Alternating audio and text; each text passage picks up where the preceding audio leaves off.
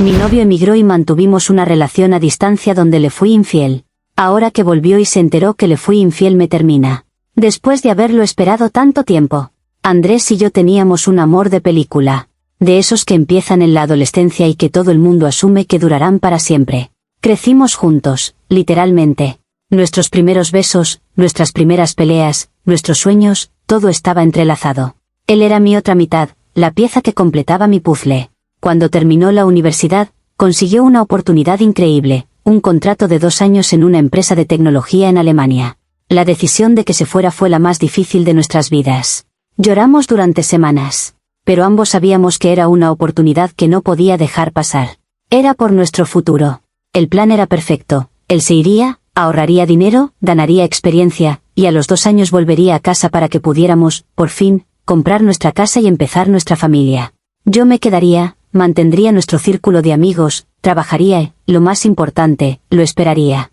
Mi papel en este plan era, en mi opinión, el más difícil. Él se iba a una aventura, una nueva ciudad, nuevos colegas, un nuevo idioma. Yo me quedaba atrás, en el mismo lugar, con su ausencia como un fantasma constante en cada rincón. Cada cafetería a la que íbamos, cada parque por el que paseábamos, ahora era un recordatorio de que él no estaba. Mi vida se puso en pausa, mientras la suya estaba en play. Yo era la guardiana de nuestro pasado, la ancla que aseguraba que tendría un hogar al que volver.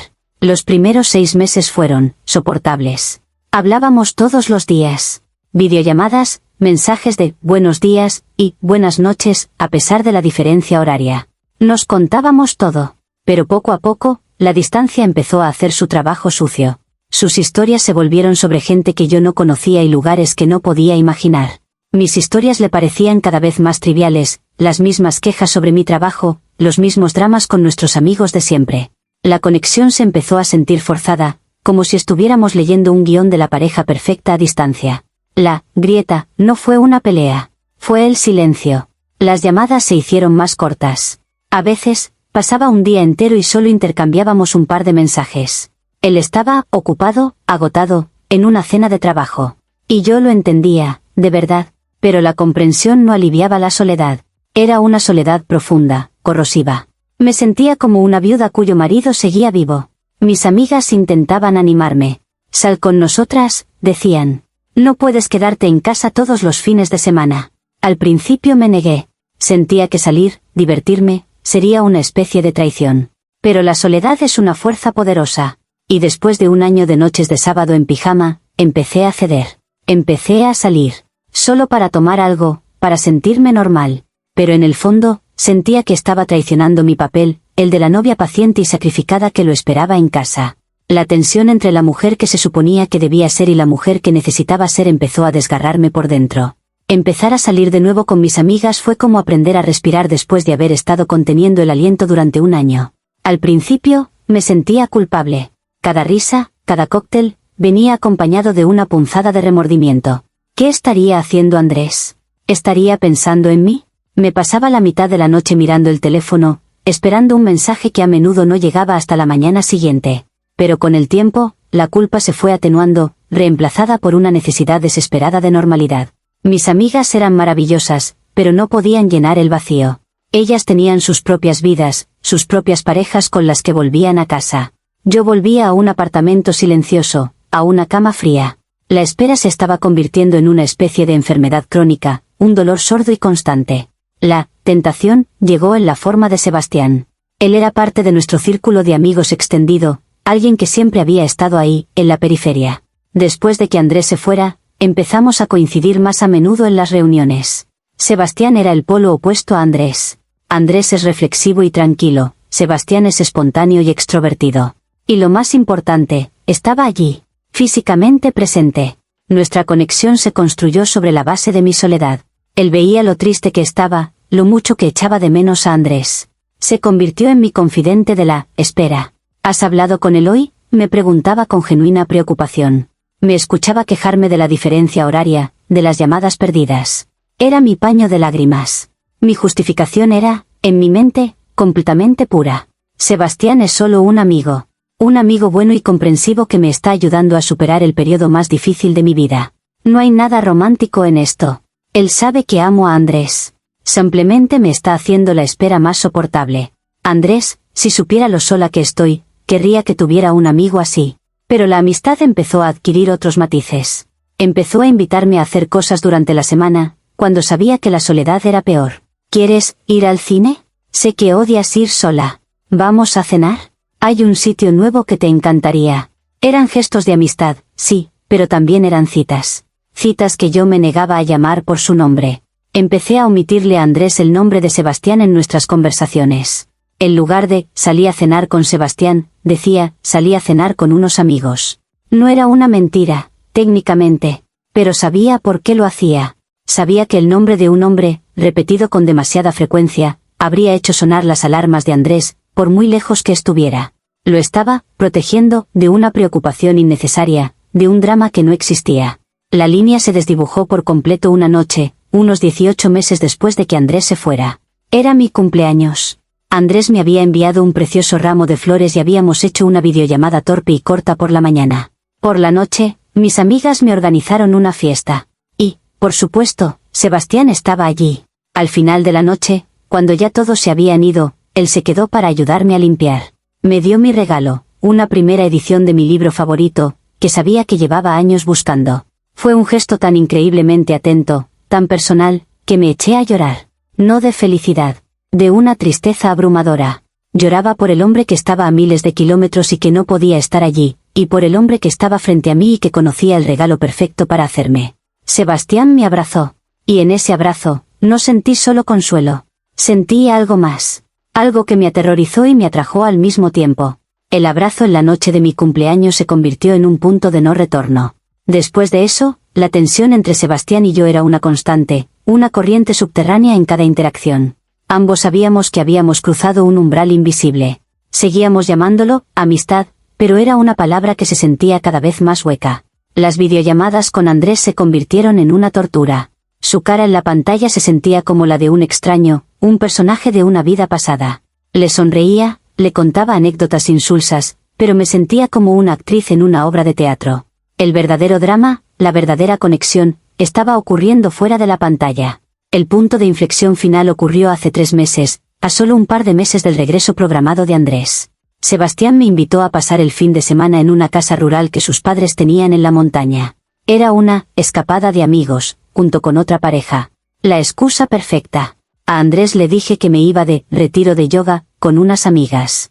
La mentira me salió con una facilidad que me asustó. Pero la necesitaba. Necesitaba ese fin de semana. Necesitaba un respiro de la espera, del papel de la novia mártir que me estaba asfixiando. La casa rural era preciosa, aislada, rodeada de bosque. Durante el día, todo fue inocente. Hicimos senderismo, cocinamos juntos. Pero por la noche, después de que la otra pareja se fuera a dormir, nos quedamos Sebastián y yo, sentados frente a la chimenea. El silencio estaba cargado de todo lo que no habíamos dicho durante meses. No puedo seguir haciendo esto, dijo él en voz baja, sin mirarme. ¿Haciendo qué?, pregunté, aunque sabía perfectamente a qué se refería. Fingiendo, respondió, girándose para mirarme. Fingiendo que solo soy tu amigo. Fingiendo que no veo cómo te estás consumiendo. Te mereces a alguien que esté aquí, Laura. Alguien que pueda abrazarte cuando lloras, no alguien que te envíe un emoji de un abrazo desde otro continente. Sus palabras eran un eco de mis propios pensamientos más secretos y oscuros. Y me rompí. Empecé a llorar, no solo por la soledad, sino por el agotamiento. Estaba tan cansada de esperar. Él se acercó y me tomó la cara entre sus manos. Yo estoy aquí, susurró. Y me besó. Y en ese beso, sentí que toda la fuerza que había reunido durante casi 2 años se desvanecía. Me rendí. Me rendí a la calidez, a la presencia, a la inmediatez. Lo que pasó después, en la habitación de invitados de esa casa rural, no fue un acto de pasión salvaje. Fue algo mucho más triste. Fue un acto de rendición. Fue el gesto final de una persona que se había ahogado en la soledad y que, finalmente, se dejaba arrastrar por la corriente. La justificación en mi mente fue instantánea, abrumadora y completamente centrada en mi propio sacrificio. No puedo más. He sido fuerte durante demasiado tiempo. He esperado, he sido leal, he puesto mi vida en pausa. He cumplido mi parte del trato. Pero nadie puede soportar esta soledad para siempre. Esto no es una traición a Andrés. Es una traición de Andrés hacia mí. Él me dejó aquí. Él me sometió a esta prueba imposible. Esto no es mi error. Es la consecuencia inevitable de su abandono. He aguantado todo lo que un ser humano puede aguantar. A la mañana siguiente, no hablamos de ello. El viaje de vuelta a la ciudad fue en un silencio incómodo. Sabía que había cruzado una línea irreparable, pero en lugar de sentirme como una traidora, me sentía como una mártir. Había caído en la batalla, sí, pero era una batalla a la que me habían enviado sin armas y sin apoyo. La culpa, en mi corazón, no era mía. Los últimos 2 meses de la espera fueron los más largos de mi vida. La relación con Sebastián se volvió extraña y tensa. Ambos sabíamos lo que había pasado, y ambos sabíamos que el reloj estaba corriendo.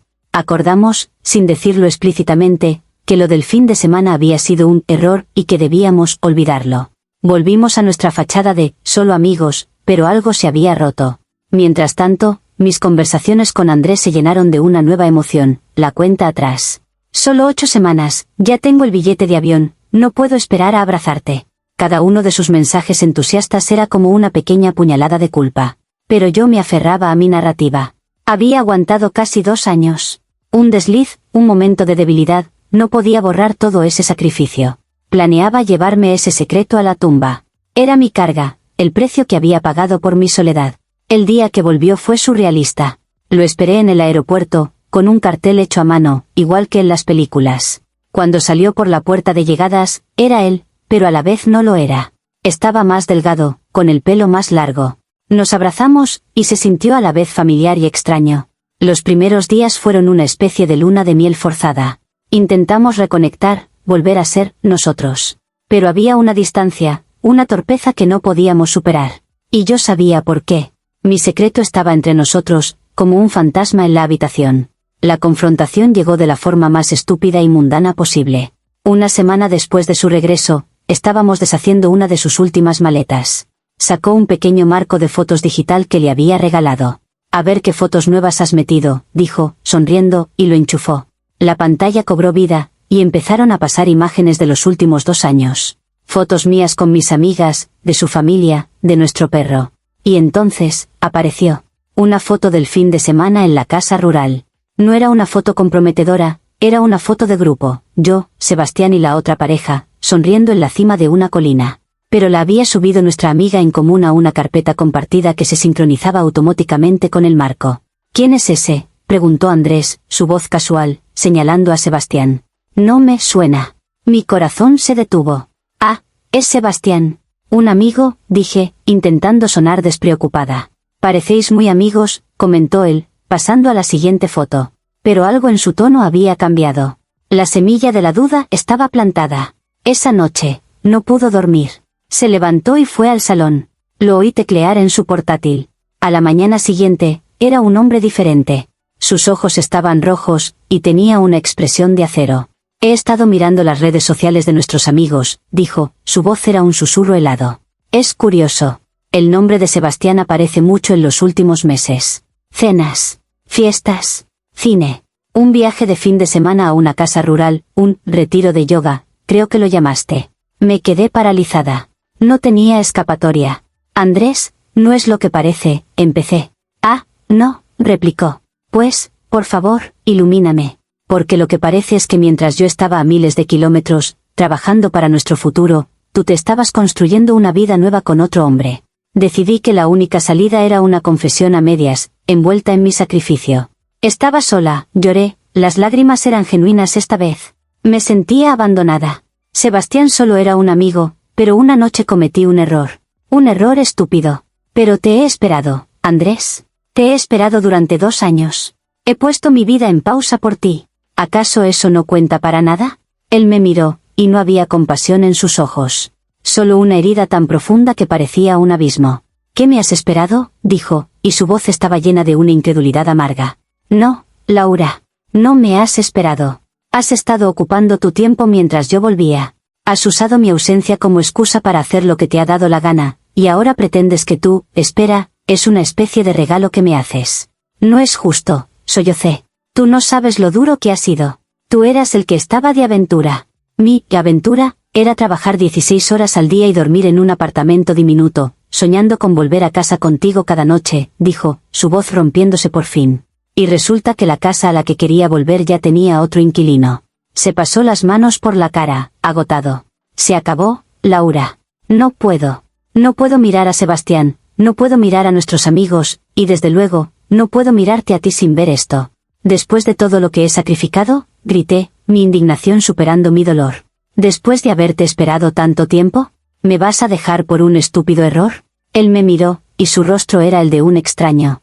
No te estoy dejando por tu error, Laura. Te estoy dejando por tu sacrificio. Porque ahora me doy cuenta de que, para ti, nuestro amor no era una certeza. Era una carga que apenas podías soportar. La frase de Andrés, nuestro amor era una carga que apenas podías soportar, fue la declaración de guerra final. ¡Qué arrogancia! ¡Qué crueldad! Él, que se había ido a vivir una vida nueva y emocionante, atreverse a juzgar la forma en que yo había sobrellevado el abandono al que él me sometió. La injusticia de todo aquello me dejó sin aliento. Se fue esa misma tarde. Hizo una maleta con las cosas que acababa de deshacer y se fue a casa de sus padres. El apartamento, que por fin había vuelto a sentirse completo durante una semana, volvió a su estado de silencio y vacío, solo que ahora era un silencio mucho más pesado, cargado de fracaso. Los días que siguieron fueron una pesadilla. Tuve que enfrentarme a la realidad de que él no iba a volver. Tuve que empezar la humillante tarea de contarle a la gente que la pareja perfecta se había roto. Y en cada conversación, perfeccioné mi historia, mi verdad. A mis padres, a mis amigas, a cualquiera que quisiera escuchar, les conté la historia de mi sacrificio. Lo esperé durante 2 largos y solitarios años, decía, con la voz temblorosa de una mártir. Puse mi vida en pausa, rechacé oportunidades, todo por él. Y sí, en un momento de debilidad absoluta, a punto de romperme por la soledad, cometí un error. Un solo error. Pero cuando volvió, en lugar de reconocer el infierno por el que yo había pasado, usó ese error como una excusa para tirarlo todo por la borda. Fue más fácil para él culparme que enfrentarse al daño que su ausencia me había causado.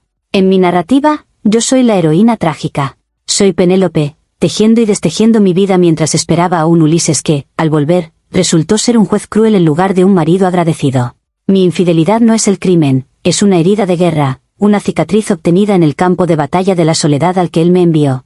Sebastián no es un amante, es un médico de campo que me puso una tirita en un momento de desesperación. La verdadera traición, el verdadero abandono, no fue mi desliz. Fue su partida inicial, sobre todo, su negativa a perdonar a su regreso. Él me sometió a una prueba de resistencia sobrehumana y, cuando tropecé a 1 metro de la línea de meta, en lugar de ayudarme a levantarme, me descalificó de la carrera. Ahora estoy sola, rodeada de los planes de un futuro que ha sido cancelado. Veo sus publicaciones en redes sociales, rodeado de su familia, recibiendo el apoyo de todos, mientras yo soy pintada como la villana. Él es la víctima, el pobre novio trabajador traicionado por la novia infiel. Nadie habla de mis 2 años de noches en vela, de aniversarios en soledad, de la vida que sacrifiqué. ¿Cómo puede hacerme esto? ¿Después de haberlo esperado tanto tiempo? La pregunta no es retórica. Es el centro de mi universo. Él me debe esos 2 años. Me debe la paciencia, el sacrificio. Y en lugar de pagarme esa deuda, me ha declarado en bancarrota y me ha dejado con todas las pérdidas. Es la máxima injusticia. Él nunca entendió, y parece que nunca entenderá, que yo fui la que hizo el verdadero sacrificio. Comentarios de Reddit. Usuario anónimo 1 dice. Dices que, pusiste tu vida en pausa. No, no lo hiciste. Viviste tu vida, tomaste tus propias decisiones, y una de esas decisiones fue iniciar una relación emocional y física con otro hombre. Tu espera no fue un sacrificio, fue el periodo de tiempo durante el cual mantuviste el título de novia, mientras hacías lo que te daba la gana. Esperar de verdad habría significado no acostarte con otro. Es así de simple. Respuesta de la OP. Es muy fácil hablar de simplicidad, cuando no has pasado ni un solo día en la soledad absoluta en la que yo viví. ¿2 años? ¿24 meses? Inténtalo y luego ven a darme lecciones de moral. Mi error fue un momento. Mi sacrificio fue de 730 días. La matemática no es tan complicada. Usuario anónimo 2 dice. Tu ex te dio la respuesta perfecta. No te estoy dejando por tu error, te estoy dejando por tu sacrificio. Se dio cuenta de que veías la relación como una tarea, una carga, un trabajo por el que esperabas una recompensa. Él no quería ser el premio al final de una maratón de sufrimiento. Quería ser tu compañero. Y le demostraste que, cuando él no estaba, cualquier otro podía ocupar ese puesto. Usuario anónimo 3 dice. Lo más trágico es que tu novio probablemente volvió sintiéndose culpable por haberte dejado sola. Volvió listo para compensarte, para empezar vuestro futuro. Y tú lo recibiste con la traición definitiva. Y en lugar de mostrar un remordimiento aplastante, le presentaste una factura por tu sufrimiento. Has convertido su regreso, que debería haber sido una alegría, en una tortura. Usuario anónimo 4 dice. Después de haberlo esperado tanto tiempo. Amiga, no lo esperaste. Le pusiste los cuernos. No puedes hacer las dos cosas. Actualización 1, 4 meses después. Han pasado 4 meses. 4 meses desde que Andrés decidió que 2 años de mi vida valían menos que un solo error. He leído los comentarios aquí, y la mayoría de ustedes parecen compartir su visión simplista y cruel del mundo. No lo esperaste, le pusiste los cuernos. Qué fácil es reducirlo todo a una frase, ¿verdad? Es como decir que un soldado que sufre un colapso nervioso en el frente no es un héroe, sino un cobarde. Nadie entiende la guerra de desgaste que fue mi vida durante su ausencia. La vida sin él es vacía, pero no de la forma que él esperaría. No es su ausencia lo que me duele tanto como la profunda injusticia de todo esto. He tenido que ver cómo nuestro círculo de amigos, nuestros amigos, le daban la espalda a Sebastián, tratándolo como a un paria. Lo cual es ridículo. Él fue el único que estuvo a mi lado. Y ahora está pagando el precio por haberme consolado. Y Andrés, por supuesto, está siendo tratado como un santo mártir. Sus padres, que solían adorarme, ahora me ignoran si me los cruzo por la calle. Mis antiguas cuñadas me han bloqueado en todas partes. Me han borrado de la historia familiar, como si nunca hubiera existido. Han reescrito la narrativa para que encaje en su visión en blanco y negro, donde él es la víctima pura y yo la villana absoluta. El mes pasado, me enteré de que había vuelto a su antiguo apartamento, el que compartíamos. Había dejado allí algunas de mis cosas, y mi amiga fue a recogerlas por mí, porque yo no podía soportar entrar. Dijo que el lugar estaba impecable, pero que él había quitado todas las fotos nuestras. Todas. Cada recuerdo de nuestros años juntos, borrado. Como si estuviera intentando reescribir la historia, negar mi sacrificio. Ese acto, más que cualquier otra cosa, me ha llenado de una rabia fría.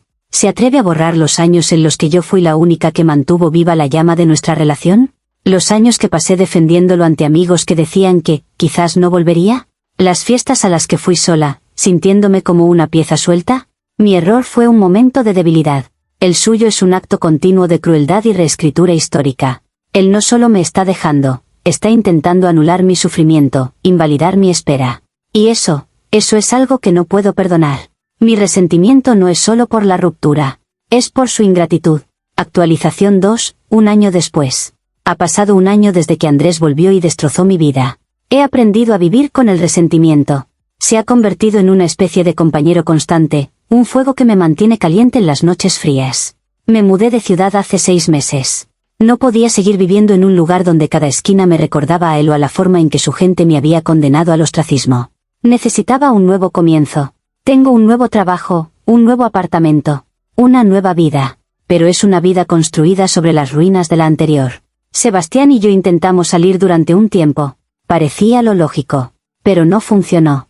Nuestra relación estaba construida sobre mi tristeza por la ausencia de Andrés, y una vez que esa ausencia se convirtió en un final, la base se desmoronó. Éramos solo 2 recordatorios andantes de la misma catástrofe. Hace poco, una amiga en común me contó que Andrés ha empezado a salir con alguien. Una chica que conoció en su trabajo, aquí, en la ciudad. Al parecer, ella no sabía nada de nuestra historia. Para ella, él es solo un chico que volvió de una gran aventura en el extranjero. ¡Qué conveniente! Él ha conseguido empezar de cero, con una página en blanco, mientras que yo sigo cargando con el peso de nuestra historia. La historia en la que él me abandonó. Porque esa es la verdad que he llegado a aceptar. Él no me dejó por la infidelidad. Eso fue solo la excusa. Me dejó porque volver era más difícil que irse. Volver significaba enfrentarse a los 2 años de vida que se había perdido, a la persona en la que yo me había convertido en su ausencia. Era más fácil culparme, pintarme como la mala, y empezar de nuevo con alguien que no representara toda esa historia complicada. Mi error fue su billete de salida. Su oportunidad de oro para escapar de la responsabilidad de reconstruir lo que su propia decisión de irse había dañado. Ya no siento tristeza. Siento una especie de lástima amarga por él. Lástima por su cobardía. Y por la nueva chica, que no tiene ni idea de que está con un hombre que, ante la primera dificultad real, ante el primer atisbo de imperfección humana, huye. Yo sobreviví a 2 años de abandono. Cometí un error, sí, pero sobreviví. Él, en cambio, no pudo sobrevivir ni a 2 semanas de una verdad incómoda. ¿Quién de los dos es el débil? El mundo puede pensar lo que quiera. Yo conozco el peso de lo que soporté. Y sé que mi sacrificio fue real, aunque el hombre por el que lo hice fuera demasiado pequeño para apreciarlo.